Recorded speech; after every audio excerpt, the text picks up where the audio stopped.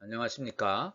오늘은 일곱 번째 시간, 적그리스도의 유형을 찾아서 일곱 번째 시간, 단지파와 단지파가 거주하고 있는 이 단이라는 곳을 중심으로 적그리스도의 유형을 살펴보기를 원합니다.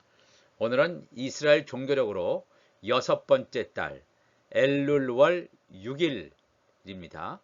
이 시간 우리가 중요한 요점을 한번 살펴보기를 원합니다.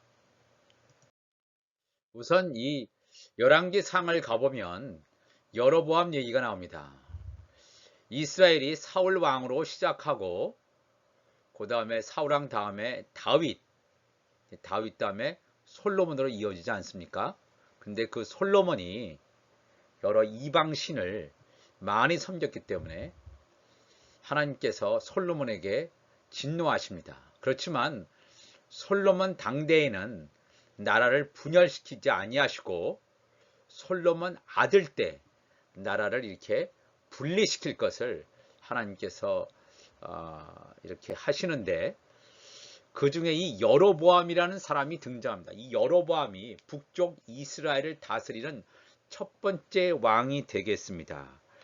솔로몬 밑에서 열심히 일꾼으로 봉사했던 사람이 이제 이 여로보암이 되겠습니다. 근데 이 여로보암이 실로 사람 선지자 아히야가 한 예언을 듣고 이스라엘 북쪽 10지파를 맡아서 왕으로 다스릴 그러한 사람으로 예언을 받게 됩니다.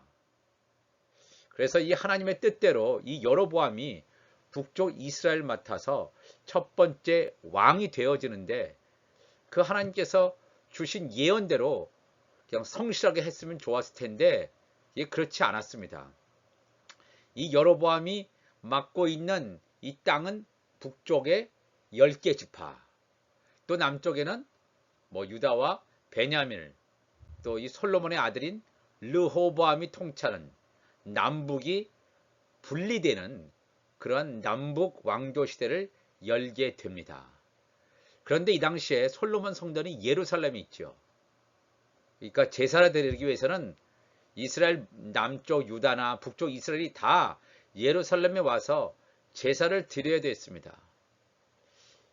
이것을 이제 여로보암 입장에서는 굉장히 부담스러울 수 있습니다. 이러한 상황 가운데 한번 열왕기 상 12장 25절부터 읽어보겠습니다.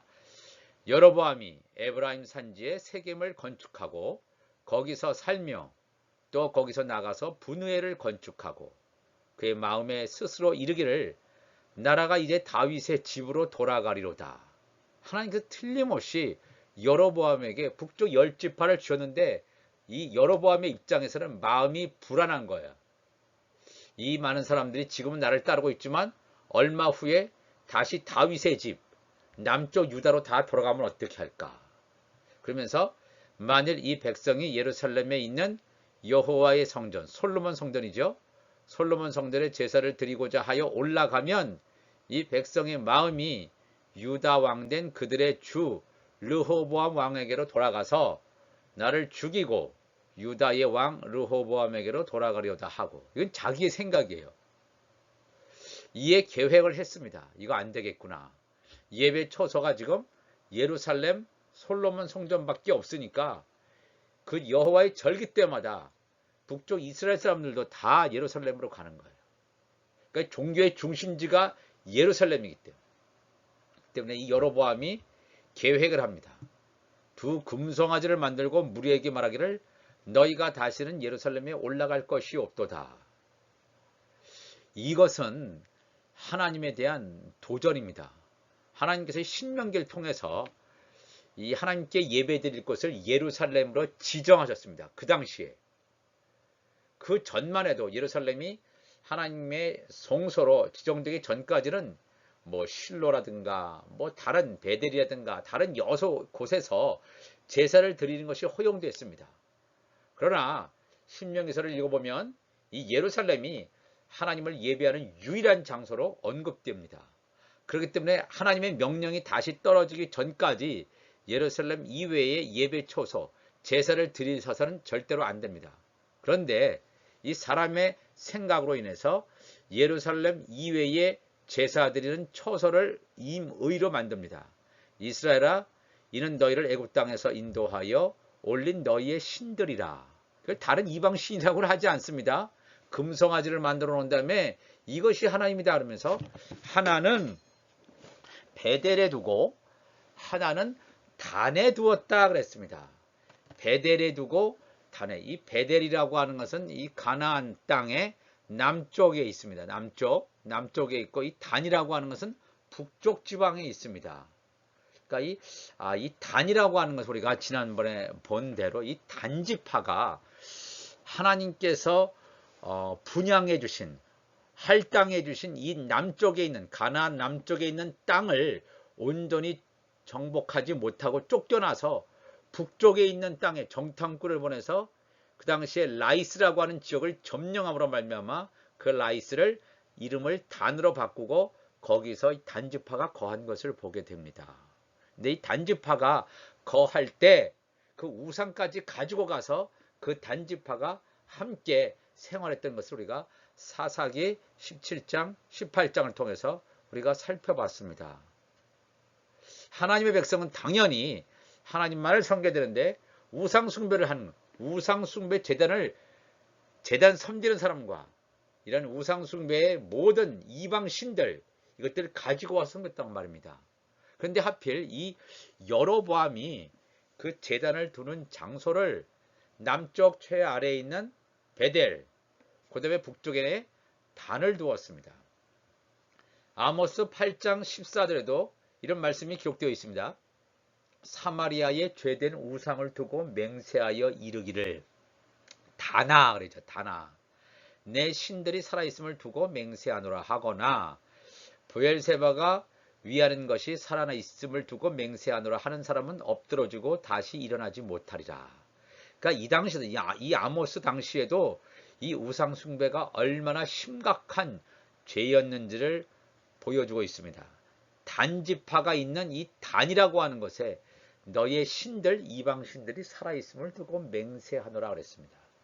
이 정도의 굉장히 타락되었던 이 단이라고 하는 것을 우리가 기억할 필요가 있습니다. 그러면 그 다음번에 가서 이 단이라는 것을 한번 좀 더 구체적으로 살펴보기를 원합니다. 그 지도를 보면 이 단이 여기 있죠? 단이 여기 있습니다. 원래 이 단지파는 원래 이쪽에 있어야죠. 가나안 쪽, 가나안 남쪽 지방에 있어야 되는데 여기 있는 그 가나안 족속을 쫓아내지 못하고 오히려 추격을 당하, 쫓김을 당해서 이렇게 북쪽에 단, 라이스라고 하는 곳을 빼앗아서 단으로 만들어버리고 맙니다.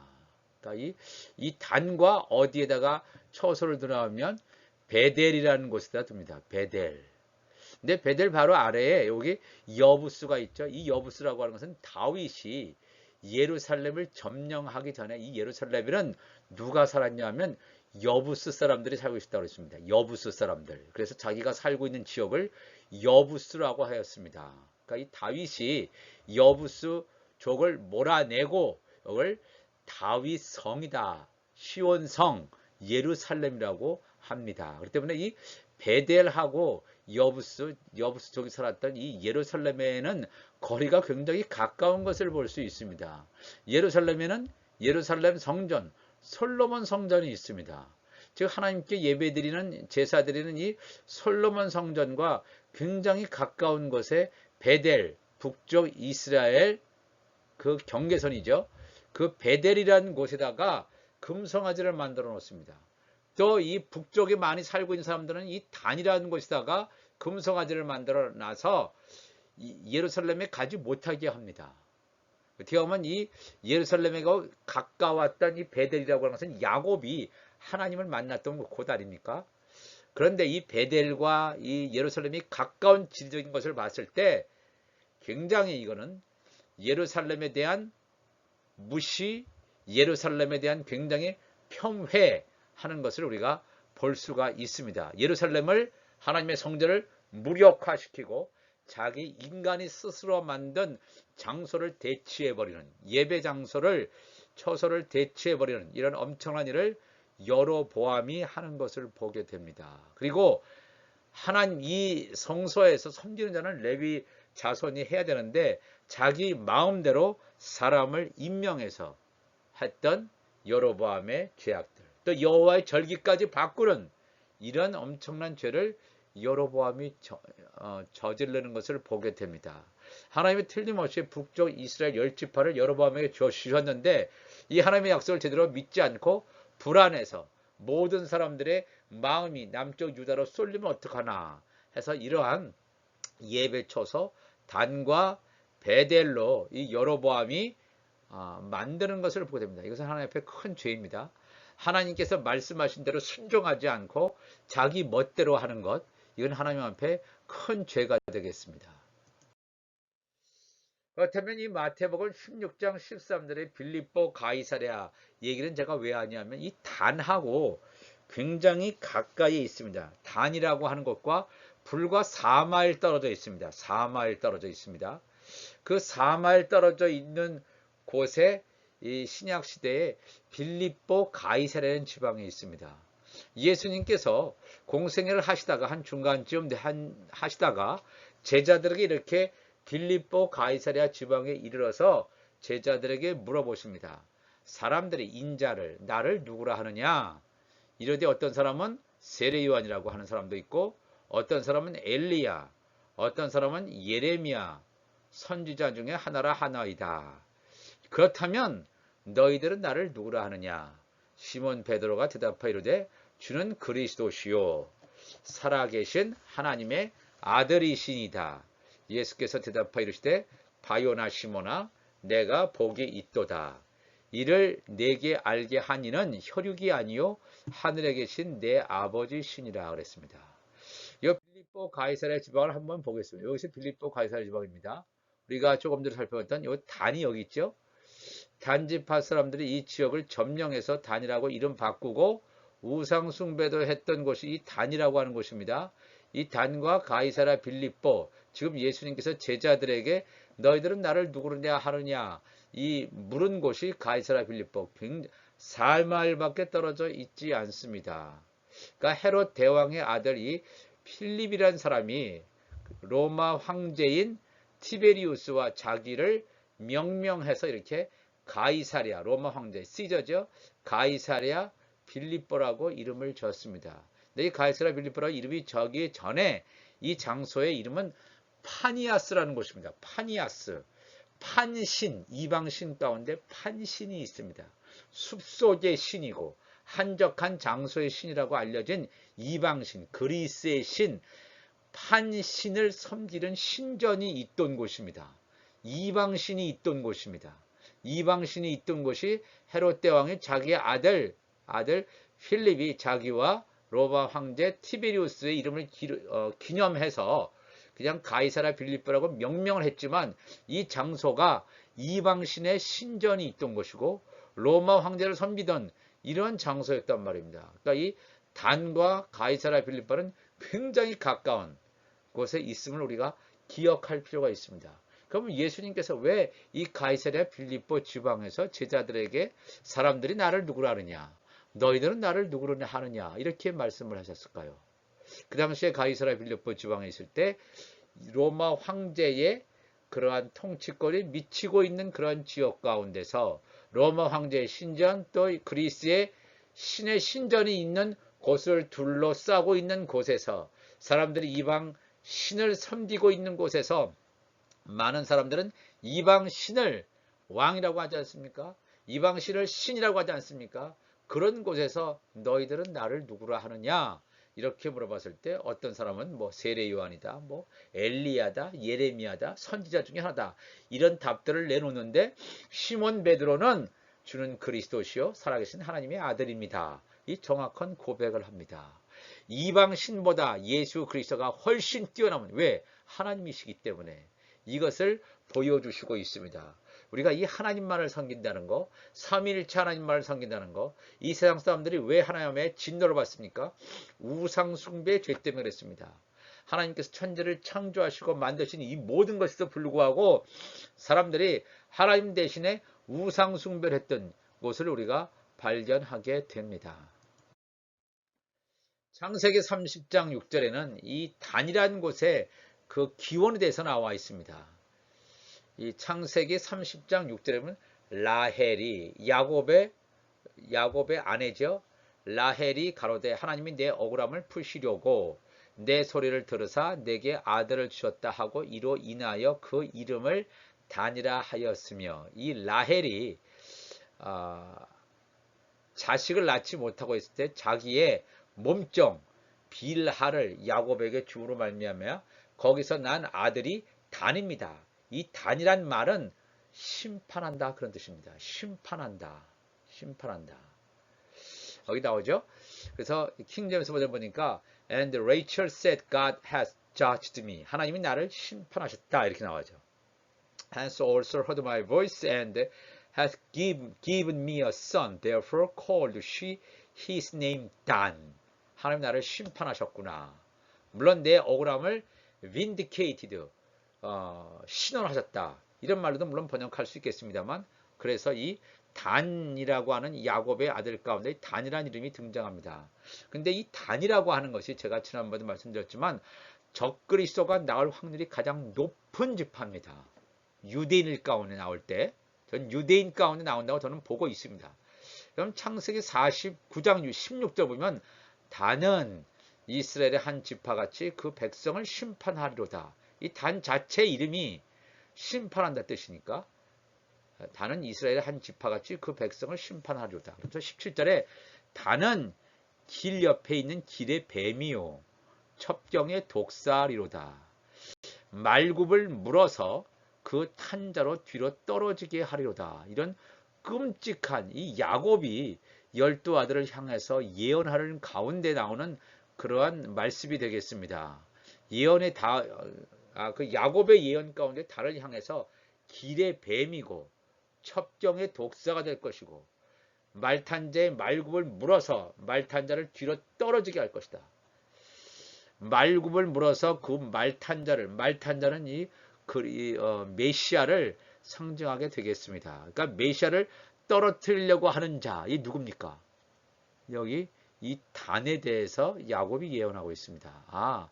단지파 가운데 적그리스도가 나올 것이다. 그러니까 유력한 이 본문 중에 하나입니다. 이 단지파가 우리가 지금까지 쭉 살펴봤는데, 물론 어떤 지파도 완전한 지파가 어디 있겠습니까? 그러나 이 단지파는 우상숭배도 많이 했고 또 하나님을 향해서 배교했던 그러한 전력이 다른 지파에 비해서 훨씬 많습니다. 그래서 우리가 이 단지파 가운데서 등장하게 되는 이 적그리스도를 한번 우리가 유심히 살펴볼 필요가 있겠습니다.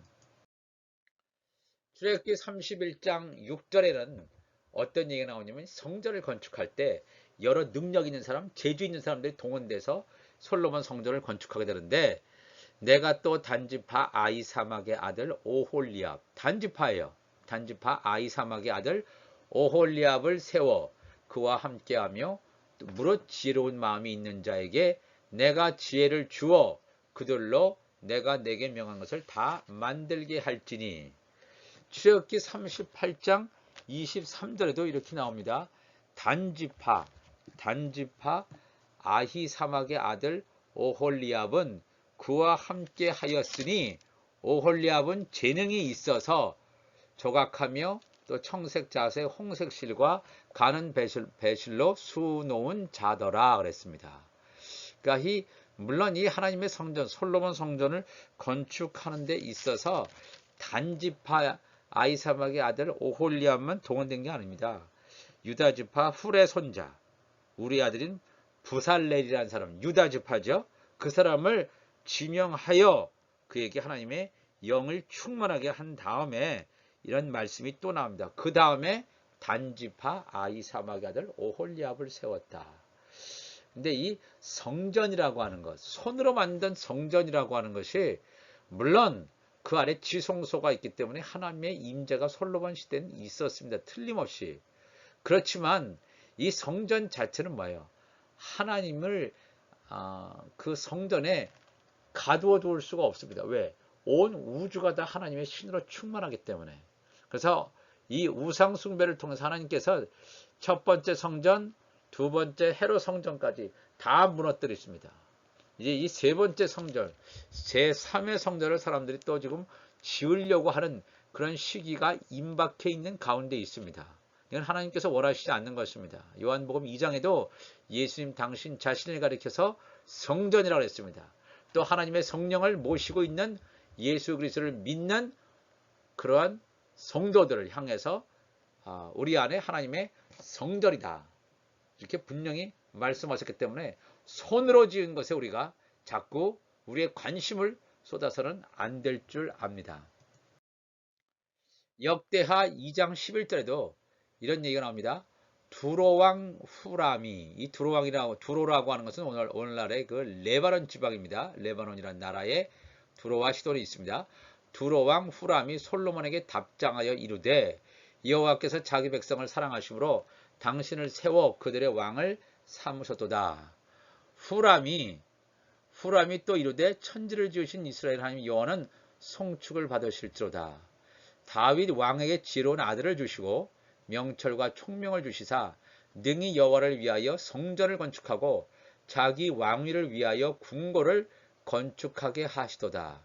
내가 이제 재주 있고 총명한 사람을 보내오니 전에 내 아버지 후람에게 속하였던 자라.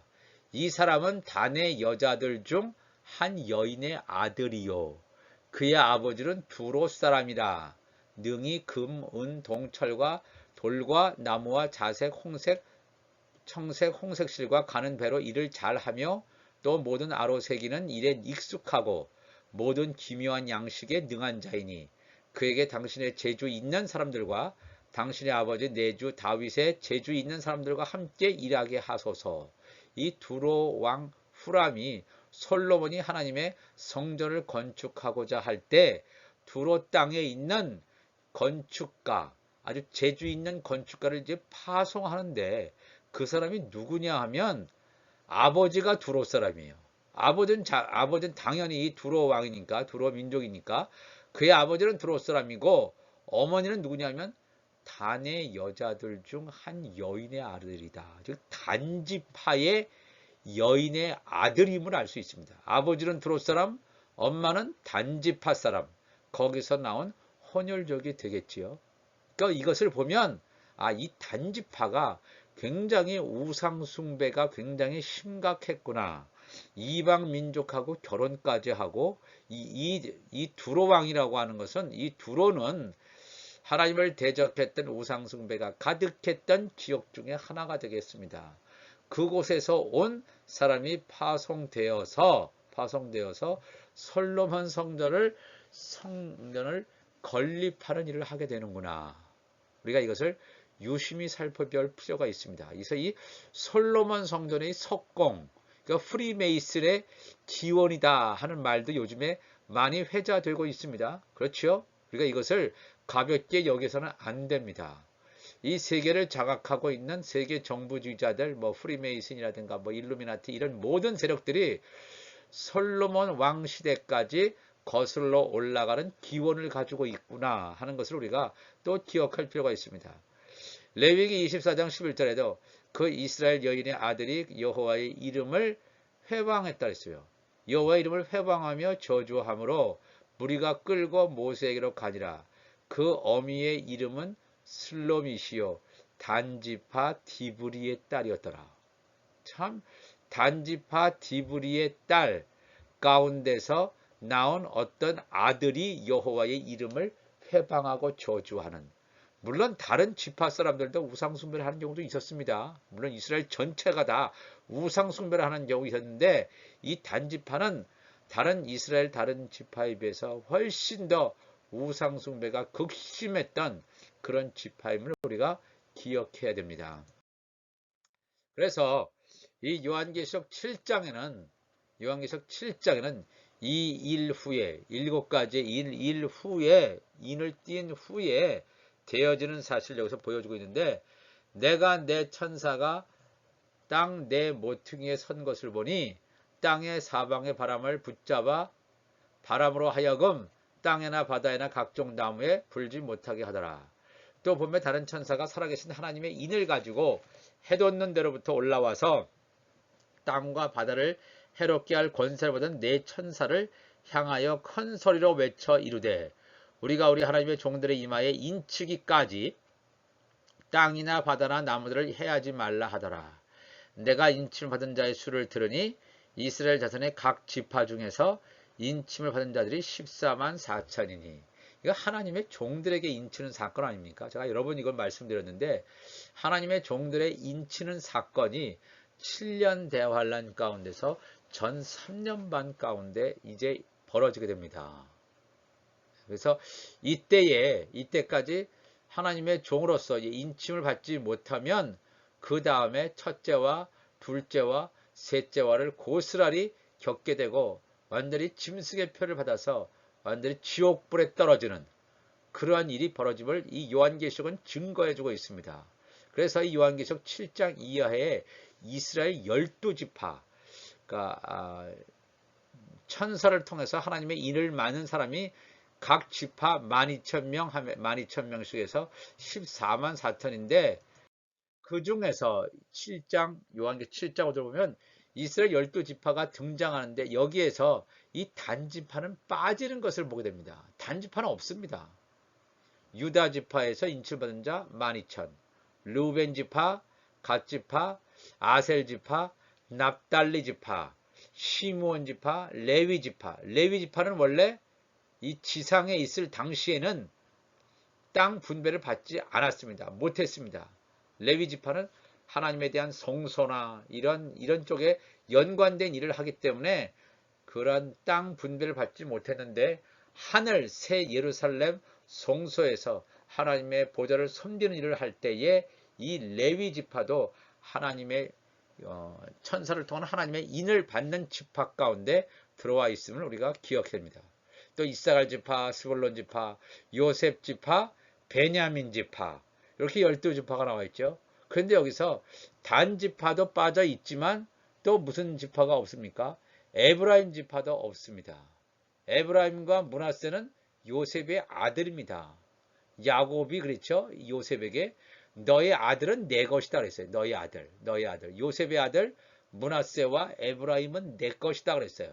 그러니까 므낫세와 에브라임은 이스라엘 12지파에 들어가야 돼요. 그리고 요셉은 이스라엘 12지파에 들어가지는 않습니다. 왜냐하면 요셉은 하나님의 종이 아니고 하나님의 아들입니다. 하나님의 아들이기 때문에 요셉은 안 들어가야 되는데 요셉 지파는 들어가 있고 또 단지파는 우상숭배를 했고 적그리스도가 나오는 지파이기 때문에 단지파는 빠진 거는 이해가 됩니다. 그런데 여기서 에브라임 지파가 안 들어갔다. 여기서 말하는 이 에브라임 지파라고 하는 것은 좀 더 이제 앞으로도 후에 나올 거지만 이방 민족을 포함하는 그러한 것을 상징하는 지파가 이제 에브라임 지파가 되겠습니다. 그렇다면 여기서 왜 에브라임 지파가 빠지고 요셉 지파가 들어가게 되느냐? 이 요셉 지파는 여기서는 하나님의 아들로서의 성격의 요셉 지파가 아니고 이방인 가지가 뻗어서 창세기 49절에 나오는데 가지가 뻗어서 이방 민족까지 포괄할 수 있는 이방 민족을 나타내는 성격을 상징을 가지고서 여기서 요셉 지파로 여기서 표현이 되어주고 있습니다. 그래서 그러면 요셉 지파 이외에 다른 11지파는 뭐예요? 11지파는 이스라엘 11지파 그러니까 유대인들이 하나님의 종으로서 구속함을 받는 사건을 가리킨다면 요셉 지파라고 하는 것은 이방 민족 가운데 하나님의 종으로 택함을 받는 사람을 가리키는 그러한 표현이 되겠습니다. 우리가 이것을 보면서 하나님이 틀림없이 이 단도 야곱의 아들로서 다섯째 아들로서 선택하지 않았습니까? 그렇게 쭉 와서 어떤 지파들은 남아있고 어떤 지파들은 사라지는 이런 것들을 우리가 보게 됩니다. 오늘도 우리가 신앙생활을 할 때 우리의 믿음이 정말 차지도 않고 덥지도 않고 그런 미지근한 신앙이 아니라 온전한 우리가 믿음을 가지고 나아갈 수 있는 모두가 되기를 원합니다. 이 시간으로 다 같이 기도하시겠습니다. 하나님 아버지 이 시간 기도합니다. 우리가 오늘도 단지파가 거주하고 있는 단이라는 곳을 우리가 함께 살펴봤습니다. 참으로 두렵고 떨림으로 우리가 이 말씀을 대합니다. 하나님의 분명한 역사하심이 있었고 그것을 봤음에도 불구하고 하나님에 대해서 배반하고 배역하고 우상숭배하고 하나님 대신에 다른 이방신을 섬기고 그것이 극에 달아서 더 이상 하나님과 관계없는 그런 자로 완전히 타락한 것을 보게 됩니다. 더 사탄을 섬기고 하나님을 완전히 떠나서 돌이킬 수 없을 정도로까지 간 이 단지파의 모습들을 바라보면서 오늘도 우리가 전심으로 하나님께 가까이 나갈 수 있는 우리 모두가 되기를 원합니다. 유대인이든 이방인이든 하나님의 아들로 하나님의 종들로 우리를 부르셨다면 그 말씀에 따라서 오늘도 승리할 수 있도록 성령께서 인도하여 주시옵소서. 우리의 마음과 생각을 주님께서 함께 하시고 인도하실 줄 믿사오며 사랑이 많으신 예수님의 이름으로 기도하옵나이다. 아멘.